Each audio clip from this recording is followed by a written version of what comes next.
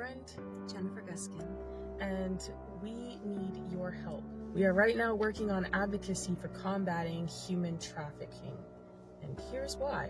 So we'll give you a little bit of background of our story and why we're doing what we're doing. I was adopted as an infant by a couple who sold me throughout my childhood. I have been to Epstein Island and on multiple Lolita Express types of flights as a child. After I went public, Child Protective Services opened a substance-exposed newborn case, even though all tests came back negative, and they told me that if I wouldn't stop posting on social media, I would never see my daughter again. I started to connect how I was adopted as an infant and then sold throughout my childhood, how many other children who have been through the adoption, foster, and CPS pipelines have also been trafficked to Epstein's Elk. And as many of you guys know already, based on the work that we do at the Karis Project, I'm an American Indian born in Canada under the Jay Treaty. My father and I were exposed in the improper contagion mitigations for the COVID pandemic in early 2020. As a result of this, I lost everything: a house, cars, corporate assets, jobs. Bank accounts were shut down in Canada, and I fled to the US as an American Indian, fully documented, and was trafficked by rogue agents in ICE and other agents in the government, and forced to live with single American men. I was even imprisoned for 7 months initially, and then trafficked throughout the states. Put on full surveillance tracking and wasn't allowed to leave the city house or state without permission or work without permission. And that happened for many years, and I was on and off the streets because of that, and in and out of shelters. And that is just a small example of what many go through in this trafficking system, be it the family courts or otherwise. So that's why the Karis Project will be going to DC to speak with representatives and do live reporting. We're also going to be in contact with other families who are dealing with human trafficking, and through the CPS courts or through any other means, lesser versions of trafficking, and doing reporting on them live and otherwise. We will also be working on, we ultimately want to shine light on what's going on with the trafficking here in the US. And we also want to meet with various agencies in DC, and we'll be going back and forth for training sessions and other things so that we can be better equipped to help people deal with resolving some of the issues that we're seeing. We will also be putting forth petitions in government to help people get justice, and that's something that we have been working on already so far. We have some petitions that have recently been filed in the state of Colorado, Michigan, Texas, and Arizona, and we will be continuing. But we can't do this on our own. We will be traveling to events and training courses, as well as DC on a consistent basis. We also have to get acceptable equipment, such as computers, cameras, interview gear, etc. There will be other miscellaneous costs that would also be like gas, food, and rooms if necessary. So that is why we are working towards combating human trafficking, and that is exactly why we need your help. We cannot do this alone, and most what the Karis Project does is on its own dime. And so we do love and appreciate each and every one of you that support us and all the work that we do. As many of you know, we also live stream on Lindell TV every day.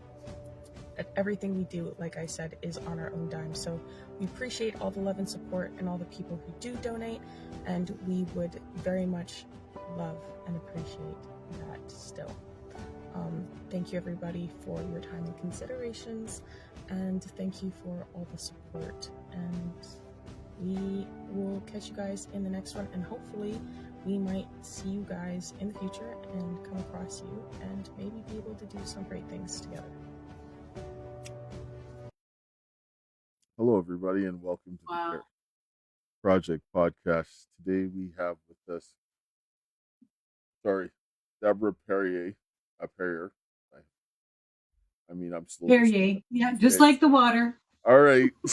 And she is running for the Prescott-Russell-Cumberland riding in Ottawa, and was a former nurse and now a federal employee, and is now looking to run for the People's Party of Canada. And so welcome today, and you want to just kind of introduce yourself to our audience? Sure. Deborah Perrier, as he said, running for the Prescott-Russell-Cumberland riding in Ontario, and I am presently a federal employee on leave, so that to enable me to run. And it's been an exciting journey so far, that's for sure. It's been a whole experience, and exciting, hopeful, and I'm very, very encouraged. All right. Oh, there we go. Yes. So it's good to have you on. And so you're in our nation's capital in Ottawa. And so most people think of Ottawa as like more of a liberal stronghold, as most of Ontario, a lot of the cities in Ontario are, I mean, Toronto and Ottawa, and then you have Montreal. But what made you decide to go for the People's Party of Canada? Well, how long do we have? No, just kidding. Yeah. I actually started Liberal, and then 2020 hit, and I swung over to the Conservative side. And then the convoy hit, and my eyes were really open. I started to see things that I didn't want to see. I started to not hear things that I did want to hear. And as a result of that, I went from Liberal to Conservative to hopeless, because my political leader was not leading. He was not speaking up for the people. And I was pretty much like everybody else, very discouraged, feeling hopeless. And I went actually down to the convoy several times. And it was down there that I met this guy called Maxime Bernier. I noticed this crowd of people on the street gathering around him, and him talking, and myself thinking, well, who is this person that he's drawing everybody's attention? And so I stood back and listened a little bit, and I liked what he had to say. So I went home that day, and I looked up Maxime Bernier from the People's Party of Canada, and I fell in love. Not with him. I fell in love with the party and what they stood for. And I literally started going through every single policy, and I saw how connected his policies were to my values. And that was it. I started following the People's Party of Canada. I started reading about them. And then in probably October of 2022, I felt literally, and I'm not sure what the audience is like here, but I am who I am, and I literally felt a calling to step forward into the race, because all I was doing was hearing some of everything all over again, the same stuff, same information coming out, stuff that we already knew, complaining that we were hearing on a regular basis, but nothing was being done. And I'm not one of those people that just sits and complains. It's like, okay, there's the problem. Let's find a solution, and let's go forward and fix this problem.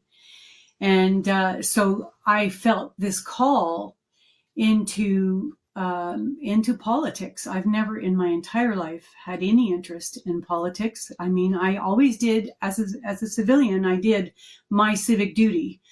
2 weeks before an election, I would go online, I would read the platforms, I would watch the debates. Not that the debates helped me to decide in any way, but I still wanted to know everybody's character, and that's a good place to see it. And And then I would make my decision. I'd go and vote. And then I'd go back to my everyday life thinking my government was going to take care of me. It was going to provide for me. It was going to protect me. And it was going to take care of everything. I just had to live my life peacefully, follow the law, and be a good girl. And that would be that. That wasn't the case. And so I felt that call.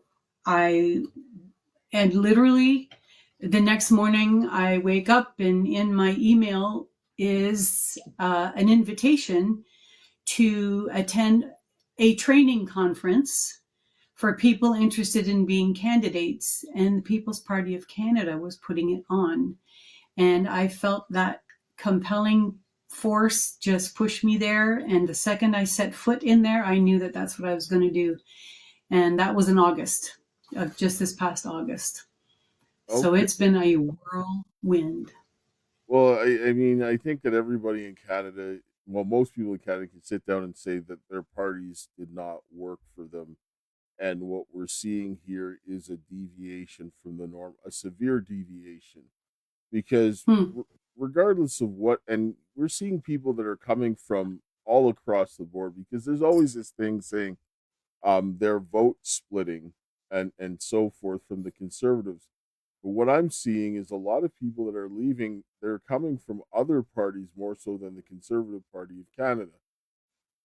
And so there's a net benefit for people voting for the People's Party of Canada because they're appealing to a wide range of people, and they're drawing more so from the traditionally the left as they would from the Conservatives. And there's seems to be more common sense things that would resonate for anybody based on the situation that we're facing right now. And so you want to kind of talk about what you would sort of bring in your writing to your people there from those policies and how it would affect Ottawa specifically?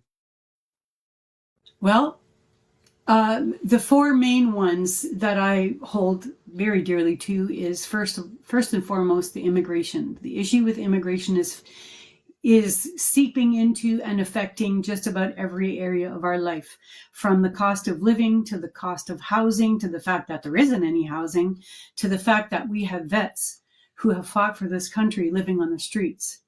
We have single mothers who who are making a choice as to whether or not they're going to pay the heating bill or they're going to feed their children. It is, the cost of living has become exorbitant. And I struggle, and I have a good job. So I'm single. So I cannot imagine what a family must be going through. So I just want to kind of interject, like with the immigration policies, and like I tell people, like last year they had this statistic by July, which is the 7th month, they had over 1 million immigrants coming into Canada. That's 2.5% of our population in 7 months. That's insane. Like they brought them over here, and a lot of them are homeless because there's nowhere to put them. It's not fair to them, nor is it fair to us to do this. Right? That's right. Makes no sense. No, it doesn't. And when you consider the fact that 98% of our growth was through immigration, and the people that they're bringing in are not people that are contributing. They're not people that are able to contribute.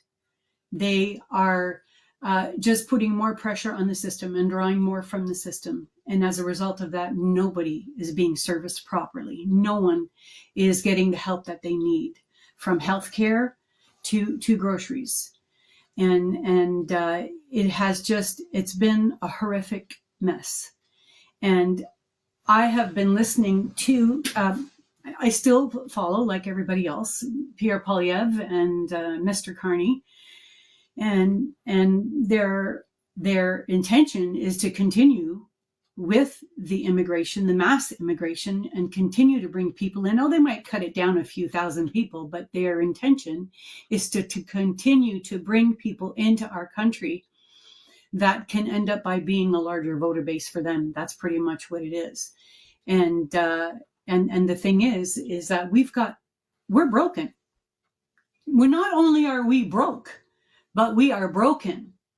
And we need to actually stop the immigration completely. And that's one of the things that I love about Max, is the fact that the moratorium, although it's only temporary, it is a pause. It is stop with the open door policy. We need to close that door tight, fix Canada, fix the problems that we have here, like housing, like healthcare. We need to fix the things that are broken in Canada. We need to take care of our people first. And then his intention is to revamp the entry system, the entry point system, to better direct who can actually come into our country. So people that are going to contribute to Canada, to the well-being of Canada, people that are going to contribute to our health and our sciences. So it is a better balance, and so that people all the way around can be taken care of. Well, I think that, like, I use this analogy. If your sink is overflowing and it's plugged, you need to turn off the tap and then deal with unclogging it. Otherwise, you're going to create a bigger problem. And with what they've done with immigration, you can't keep pouring people in. Like I tell people, I said the first thing is to close the door. The next thing is, once you close the door, determine who should be here and who shouldn't be here. Because if you came here illegally, then you need to leave, right? That's just no ifs, ands, or buts. So if you had an issue, then you come in here and go through proper channels, and they need to change the system so that people who are actually coming here, you want to set them up for success. So if you have, for example, a skill that you need, let them bring their family so that they don't have to send the money over there, because if their families are here, they're going to be looking after their family. They're going to keep that here, and then they can get them skills to be useful in the society, not just bring people over here. Now they have to go and, like, they can't get a job in their field, or if they do, they're sending to have to get their families for 10 years before they bring them here, which is nonsense. Bring the family here because people are going to spend money where their families are. It's not rocket science, right? Like, you have to,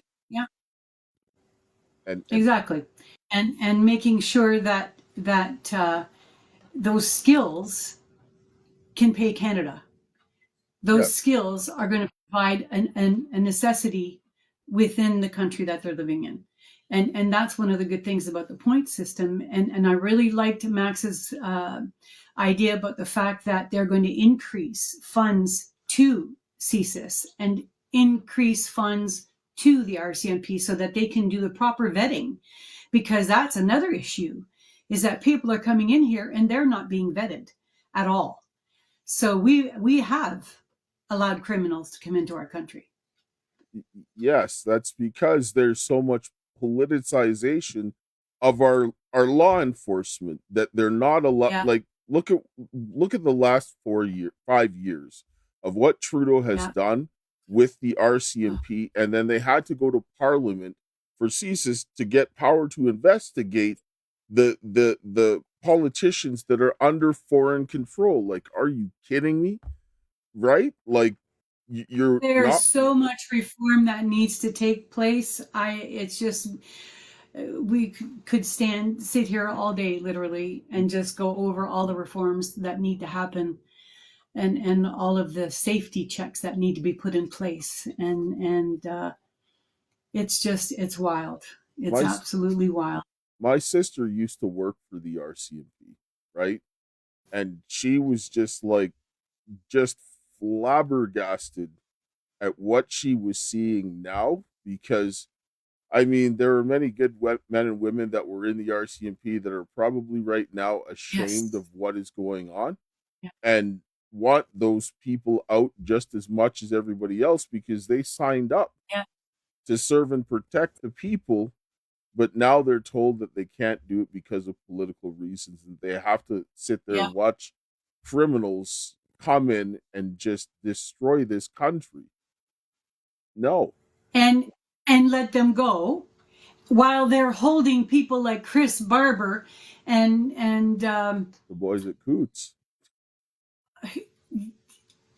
all of them, like, and they're still Trisha. Oh my gosh, her name is just completely gone out of my head. Tamara Leach, that's it. Thank you. Thank you. Yeah, what they've put them through on mischief charges. It's disgusting. It's disgusting. And it's one of, and I know that, you know, Mr. Trump is a hot issue for some people, but quite frankly, I think the man is exactly what America needed, and it's exactly what Canada needs. We need that strong person, and that strong person is Maxime Bernier, because I have no doubt that he's going to open the door for self-deportation. It's like, you know what? You know you're not supposed to be here. You've got a choice to present yourself and go peaceably, or we're going to take you out. And then you're going to stand to lose a lot more. So I agree. And people need to start looking at the policy. Maxime Bernier has been saying the same thing for years. And since the beginning. These are things that need to be done. It's not like he's sitting down and saying something that's way off base. Because that's right. I know that as most Canadians, I don't care what political party you are, you want to be able to go and earn a living. You want to be able to have your family protected. You want to be able to feed your family. You want to make sure that you don't live in crime. I don't know anybody that says, yes, please allow someone to rob my house. I'm okay with it. Yes. Nobody wants this. Like, I want to be able to pick up the phone that if I call the police, they're going to help me, not arrest me because they didn't like my social media post or think that I might do something, which are some of these insane bills that are being brought through Parliament that just make no sense. Right? No. And yet you have Mr. Polyev saying we have to bring a common sense government back. And it's like, okay, where's the common sense in anything that he has said? He still wants to have, he wants to bring in more immigrants. He has no backbone. From what I've seen, there's no backbone. He's not willing to stand up and say anything other than what the person directly in front of him requires him to say. And he knows what they want, so he gives them what they want. And that's not Max. Max speaks the truth from Sunday to Sunday, from sun up to sundown, and he doesn't change. He sometimes updates. For example, his original intention was to bring immigration down to about 150,000 a year. But then as he started to see the damage that was being done to our country and to our services and to our healthcare and to the vets that are on the street and across the board, it said, no, we now have to stop and we have to fix. And then when we reopen the doors, it will be very limited and very secured entry into the country. He is. Yes, I agree. And I think that we have to relook at it because we need to bring back manufacturing. I grew up in Winnipeg, born and raised. Yeah. And it was a big manufacturing place, right? I mean, they manufactured a lot of planes still and buses and things like this, but there was a lot more manufacturing. I watched those jobs get taken away in the 80s, right? And they went to Mexico and all these places offshore, and they brought back these service jobs and call centers. And they're like, well, we created all these jobs, but I'm like, those jobs don't even pay a third of what the jobs that left were. That's right. And these ones were great, had benefits and everything else like that, added to the economy. Yeah. But now there's going to be a massive undertaking we need to bring those jobs back because we're outsourcing into all these other countries has driven up the cost of everything. Sure, it might be lower for certain people, but the fuel costs and all that stuff get passed on to us. I don't want that, right? Like, and the quality has gone downhill, right? Completely. Yeah. So, well, the globalists have had their way. They've had their puppets in office now for quite some time. And Max is going to get in and he's going to clean house. He's going to bring industry back. He's going to open up. Why are we transporting oil? There's so many there's so many things that just are off the charts, ridiculous. And Max is planning to reopen industry. Max is planning to bring people back home, because that's where we need to be. We need to take care of one another. He wants proper trade, and both between us and the United States as well. This whole tariff stuff. If Max had been in office, never would have happened. And the whole tariff issue, if we cleaned up the stuff in our own backyard, we wouldn't be having these tariffs. Like that fentanyl, like the fentanyl coming, like BC, like what they're doing there is just mind-boggling, because all of those drugs that are pretty much legal there are flooding across the country. They're flooding across the border. I knew when I lived in Vancouver on the West Coast, it was common knowledge that drugs were flowing to the south like crazy, and now they've got fentanyl here, and it's out of control. And this was in the 90s. Yeah, that's pretty bad. Yeah, they're bringing the components in from China. They're bringing it to Vancouver.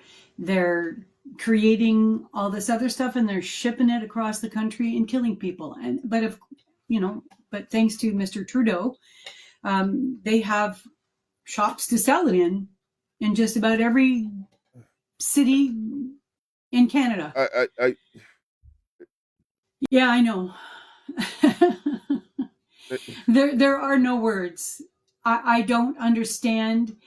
I think that I just don't understand how the people who are standing up for Canadians could sit in the House of Commons and vote for these drug houses, for these safe centers. No. Like for me, no is right. I did drugs as a kid, and I saw a bunch of my friends that are no longer alive because of drugs. I don't have any love for that. I can't stand it right now. I would rather be dead than to ever go back to doing that, because it is slavery. And when you're pushing this on people like they don't understand what they're doing. Like, so when people tell me that they should do this, I'm like, no. I'm like, go into a group of Alcoholics Anonymous or something and say that to people and see how far you get. You'll be lucky if you walk out there, because they would be like, it's a bondage. Crazy.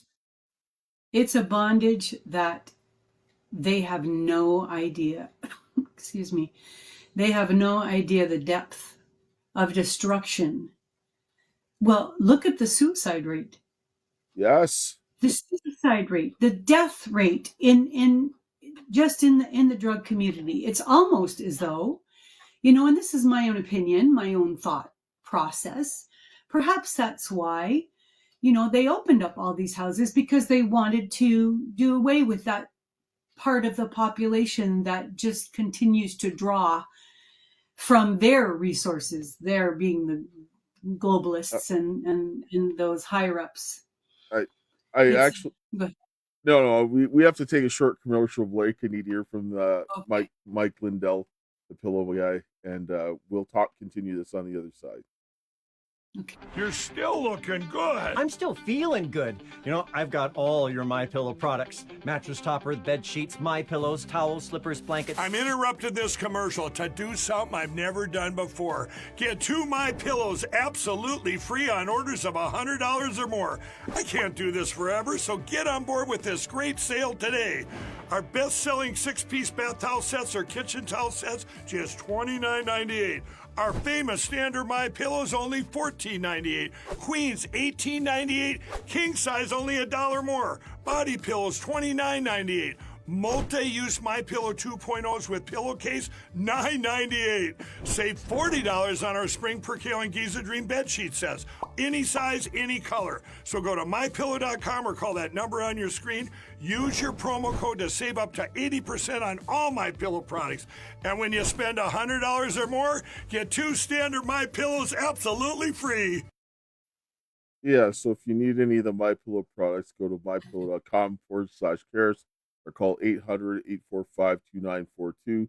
Use promo code Karis. He's got bed sheets, he's got pillows, he's got bath stuff, kitchen stuff, beds, all that good stuff. So go check it out if you need any of that. So back to like the drug issue. When you look at this, and like I grew up with it, so I saw a lot of this. I mean, the drug trade and the human trafficking trade, sex trade, they're hand in hand. Oh, And then yes. they can take away the kids from these people and all of these things. Like, this is one of the most destructive things that you can do to a population.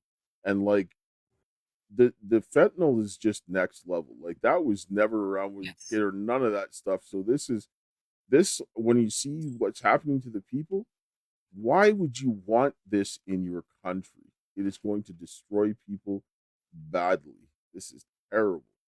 100%. Unfortunately, what I'm seeing is a lot of people, they don't want to see it.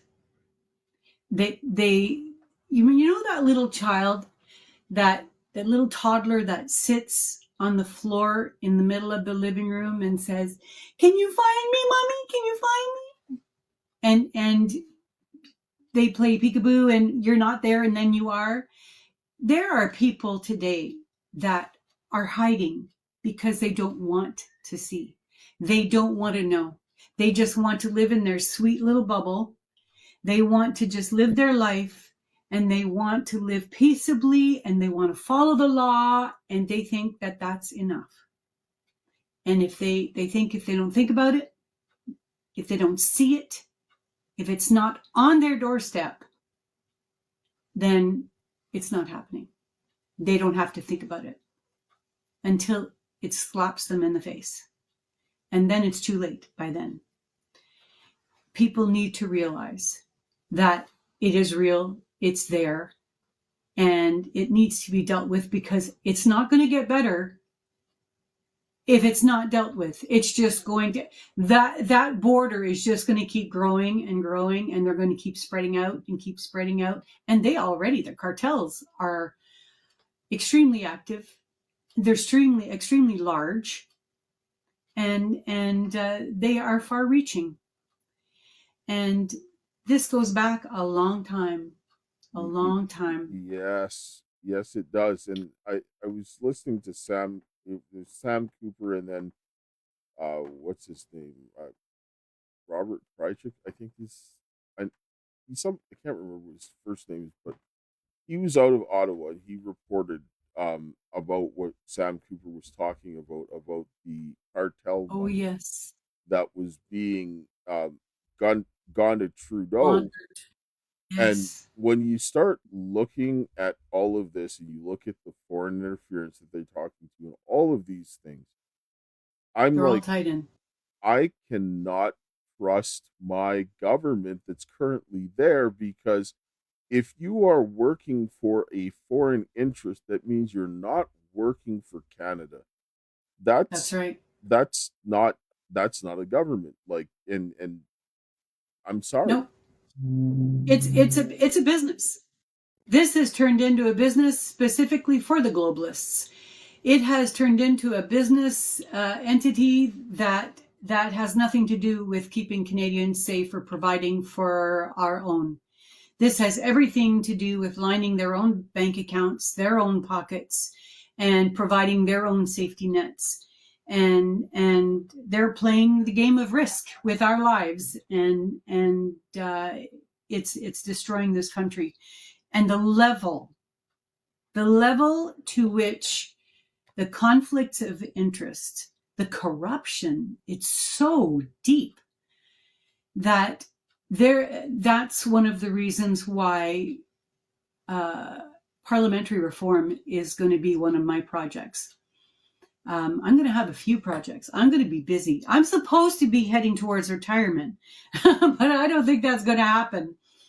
I think I'll retire when I'm, meet the Lord, but it is extreme. I mean, I ran for politics in Saskatchewan last year for the Buffalo Oh, Party. did you? Yeah, yes. And if you had asked any of my friends when I was younger, would Dale ever run for politics, they would have told you when hell froze over. Because I followed politics, but I had no interest because I was like, I watched people, they lied all the time.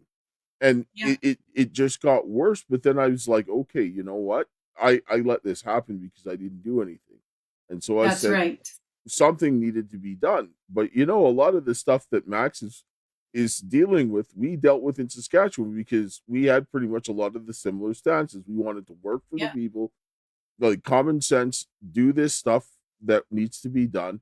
And the media suppressed. They did this thing. I was excluded from like the candidate forums and all of these things because they didn't want me to talk, because what would have they said? I would have said, well, look, this is what's going on. This needs to be done. Let's work for the people, because I don't care whether somebody likes me or not or voted for me or not. If you're in that, you want to listen to the people that are there and you want to do what's best for them, regardless. That's right. When you govern for everybody, not just your party. Right? That's right. And that's right. This is why I like what I hear, because I'm like, people need jobs. People need food on their plates. Right. People need a government that's not controlled by someone else. Right? Like, that's right. And these are common sense things. So why are we? And have you ever watched Question Period? I find it embarrassing. It's absolutely embarrassing. I feel like I'm watching a bunch of primary aged school kids on the schoolyard during recess. It's like, no, this is not what I pay. This is not what my taxpayer funds are supposed to go towards. Yes. Deal with the issues. Ask a question, answer. Ask a question, answer. None of this ridiculous. Let me tell you, if I get a seat in the House, they're going to know who I am. They are going to know. I will be a thorn in their side. That's for sure. Well, that's what we need, because, I mean, me and my daughter, we've actually laughed at like some of the stuff that they've said. We've actually talked about it on our podcast and say, you know what? The Canadian government's on fire, but at least they're funny. Because if it was like a television show, it would be funny, but too bad this is real life and they're burning a country down in real time. Right? Yes. That's it, because the thing, especially like I mean, Jagmeet Singh, like, I mean, why are you even there? Why are you propping them up? This is when I'm watching all of these things happening. Because Jagmeet Singh is after Jagmeet Singh. He's out for Jagmeet Singh. And Jagmeet Singh is gone. He's just if he gets back in. Where do you live?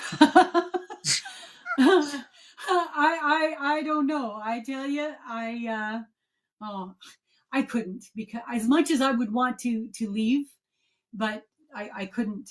I can't. I am going to stay and fight, and this is going to be the hill that I die on, because I love my country and I love Canada, and I've always been very proud to be Canadian. And I love my American brothers and sisters, and it's like, you know what, peace and brotherhood, that's not just specific to a country, that's specific to a people. We all need to be loved and cared for and accepted. We all need that the knowledge of being protected. We all need the knowledge that our needs are being cared for, and that we've got each other's backs. And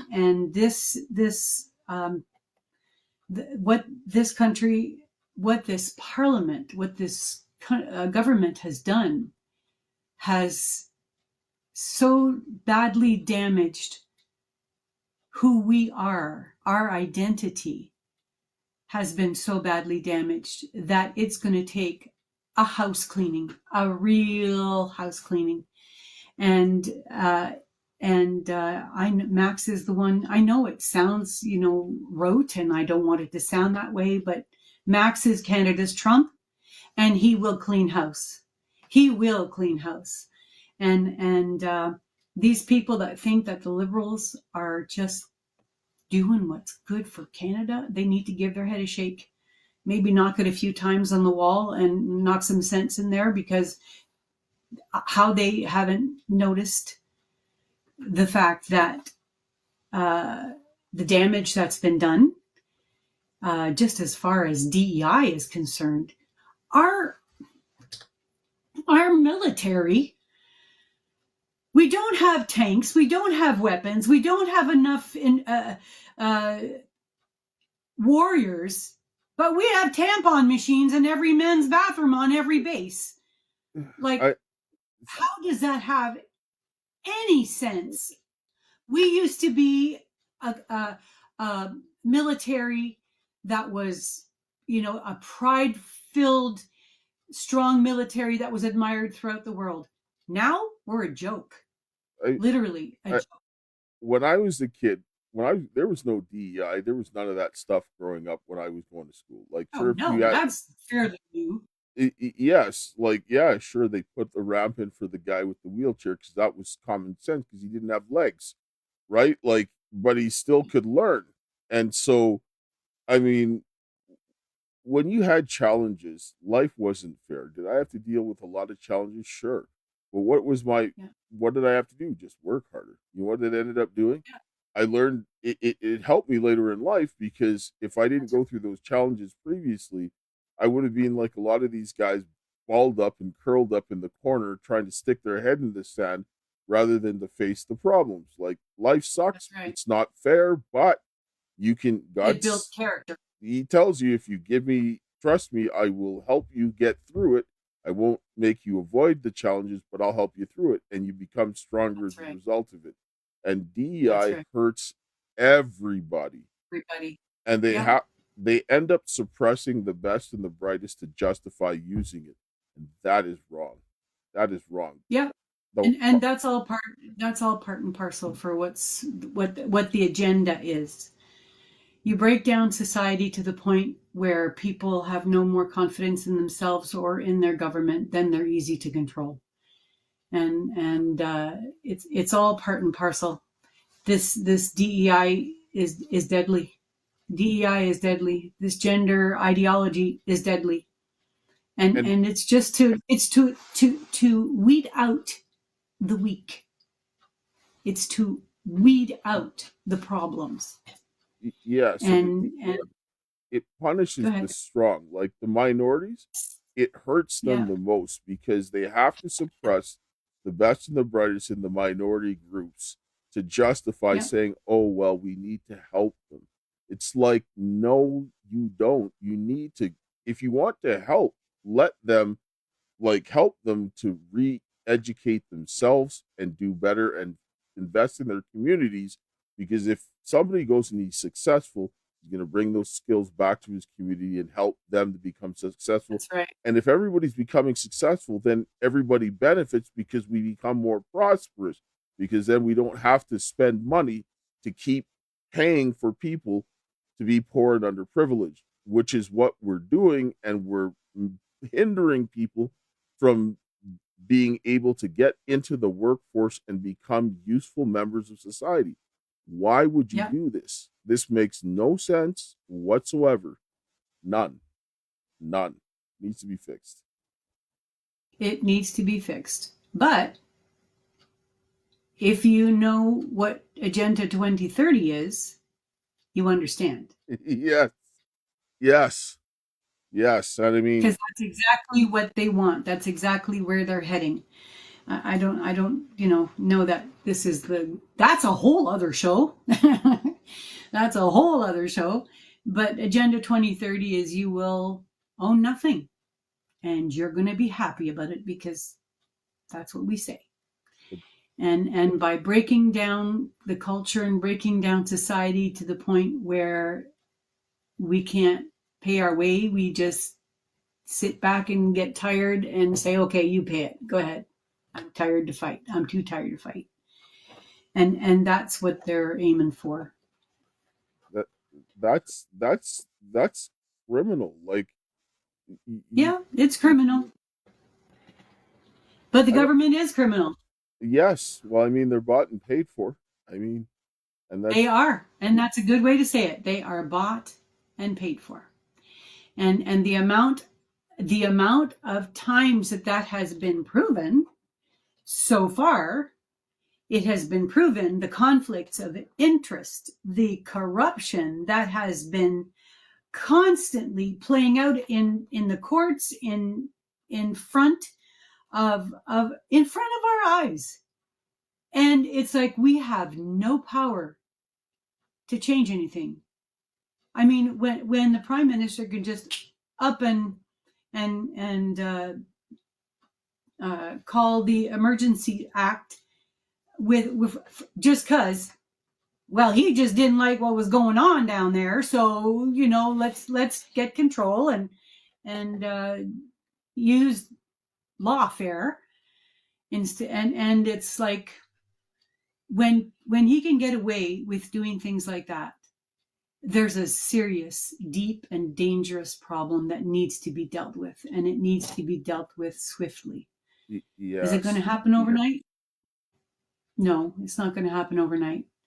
And is it going to take just those people in the House of Commons? No. It's going to take all of us. Yes. It's going to take all of us standing up together and saying, that's enough. Yes. Enough is enough. And I don't know about you, but I have had enough. When I am willing to walk away from my cushy job, when I am willing to walk away from my cushy retirement, which I have earned, when I am willing to throw all that away and stand with my 2 feet and my fists up, I am going to fight, and I am not going to back down. And they've not seen the thorn until they've met me.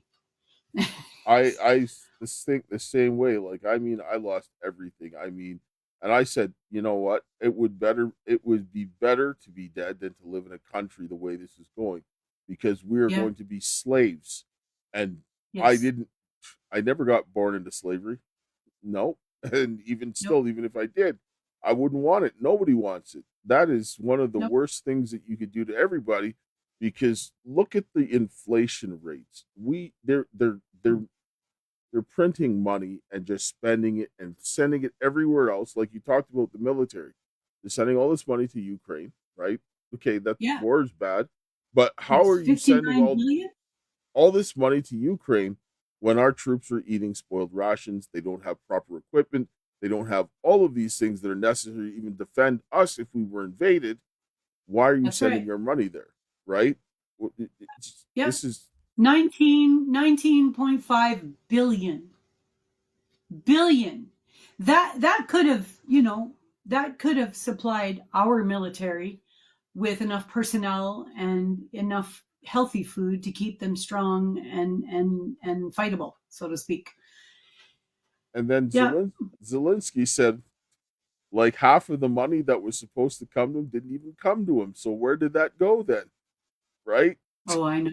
Well, there's a few issues of those. Like, for example, there's $3.5 billion in SEBA loans, in the small business loans, was sent out during COVID to help save businesses.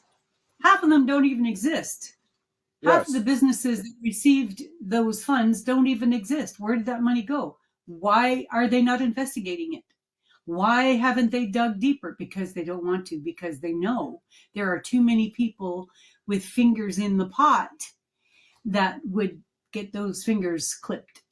And so they shut things down. They do things like probe Parliament so that people won't dive and people won't investigate and people won't ask questions. And that's the way they have been working for the last 9 years. Yeah. And I want to ask people, and I do actually, when I'm in conversation with people, one of the first questions I ask is, do you know what the definition of insanity is? It's doing the same thing over and over and over again and expecting a different outcome. And it's like conservative, liberal, conservative, liberal. That's been the way it has been since we began our political process here in Canada. Yes. It's like, it's the same over and over again. Have you not caught on to the fact yet that it's not working? It's not working. So it's time to change. It's time for reform. And one of the words that I use on my campaign is it's time for radical change, not just change. It's time for radical change. In my career, in my nursing career, when someone is faced with stage 4 breast cancer, they do what is called a radical mastectomy. So they remove, and they really remove everything. And they dig down deep and they remove everything. They do radical surgery, and that is what is needed in this political system that we have in Canada. There needs to be radical change. There needs to be radical reformation. There needs to be radical reform in the parliament, in the laws. That laws need to be repealed. C4, C16, just among two. Like I can name, with a few seconds, I could come up with at least 10 that need to be repealed. You know, and our freedom, the freedom of speech, the fact that they are attacking parents for protecting their own children. It just is, so much reform needs to happen. And I love Max. I love what the party stands for, and I'm honored to have been found suitable to stand and fight, because I am. They need, what we need is yes, we need serious change, and we need to change this and put the brakes on this. This is the most pivotal election in Canadian history Ever. If it doesn't happen this time, it's going to be too, in my opinion, it'll be too far gone to fix. Yes, we have to make the changes here, because with what they're bringing down the pipeline, it is not good, and we cannot have the same status quo go back in. It cannot happen. No. There needs to be some heads rolling. There needs to be accountability. That's another thing. There needs to be accountability to the point where nobody is above the law. Yes. I don't care what position you hold.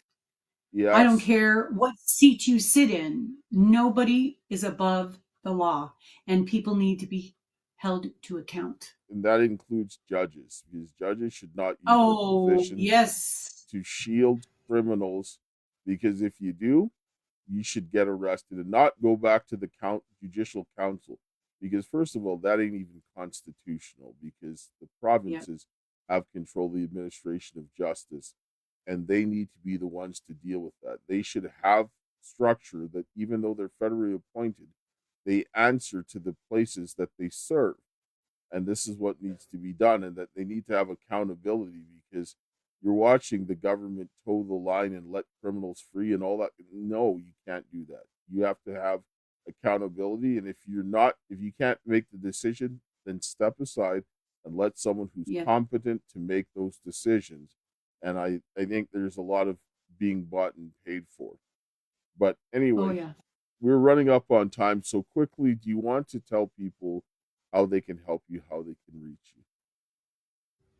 Well, as you know, we are in the full throes of the election, and we need hands and feet, and we need finances. We were thrown into this far earlier than what any of us expected, and the time that we have to fight for Canada and the Canadian people is very short. We only have something like 27 days left.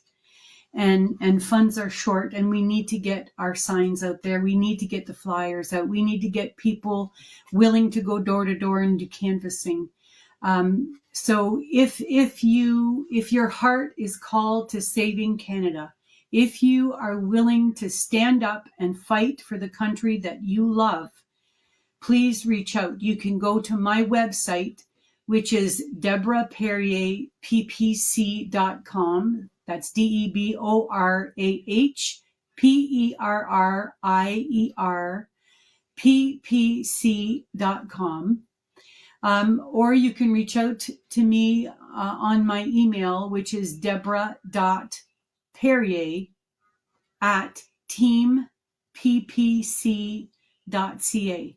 Reach out and join the winning team. We are going to stand for Canada, and we are going to fight with all that we have. And we're a great group of people. All right. Thank you for coming, and check that all out. We'll close here quickly with a prayer, and we'll see everybody else again next time. Thank you for having me. Yes. Heavenly Father, Lord, we thank you for this day. We thank you for your love, grace, and mercy. We thank you for the hope that you have given us this day. And watch over Deborah and all the other people like her that are going to try to make a change for this country, and help the men and the women to come together to rebuild their families, their churches, their community, and our nation, that we can make a difference, to have a country and common sense for the children, and to protect them who are in desperate need of protection is my prayer. In Jesus' name, amen. Hallelujah. Amen. All right. Thank you. Guys again, and we'll see you guys next time.